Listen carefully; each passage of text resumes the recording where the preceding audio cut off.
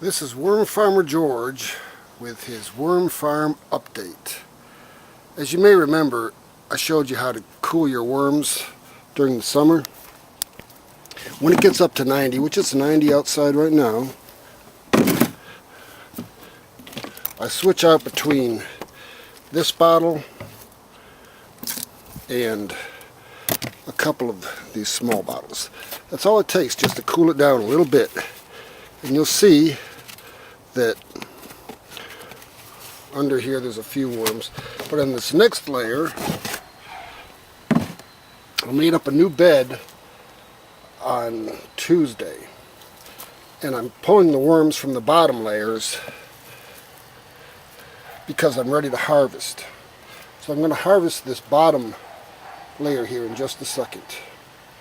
As you can see, this is nice and fluffy, a little bit damp, and there's still some worms in there. I'm going to have to pick some out, but it won't be that many because I gave them someplace better to go to, and there's one more layer underneath here that I'll harvest again in another week or so after I've dried this. This is the drainage tray at the bottom, and even though I had a piece of cloth between there, that many castings still ended up down in there. I let that stay open all the time and just drain it at this spot. That way you get better airflow through your system.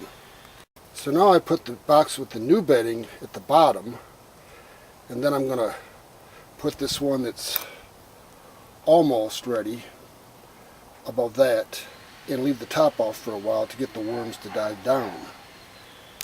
I'm going to leave this container here on top of this box that I have for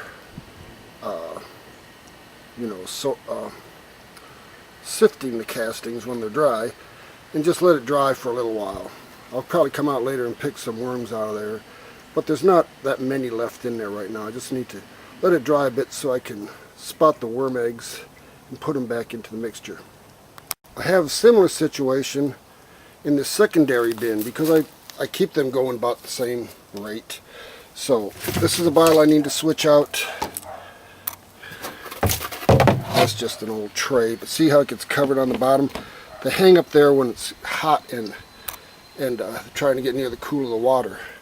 And then this is just a bucket that I made up the same time I did the other one to try and draw the worms out of this area down here that's getting a little mucky. And I'll bet I can find, yeah, see, they found their way into this new bedding. There's lots of worms in there. Can you see them? I haven't done anything except just have that sit in there for about 2 days. In another week or so, when this is really going good, then I'll make up a new batch of bedding. I'll dump this in there and I'll do the same thing, just refill the bin and process what's in there. Not that hot yet. I'm going to put this back in there. See, it's 90 degrees outdoors, but it really doesn't feel like it because I'm over here in the shade. It's not 90 degrees inside of this bin.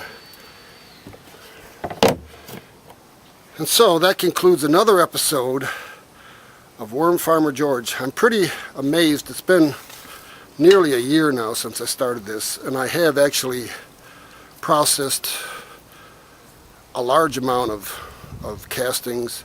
Not a huge amount, I mean like maybe a 10 or 15 pound sack total, but working that into my garden has made a tremendous difference. It's been over 100 degrees, and it'll be over 100 degrees today again, but I still got peppers, basil, lemongrass, and cantaloupe, and okra. The okra's especially good this year. Every one of them flowers will become an okra. So, that's that. Until the next time, Worm Farmer George, signing off.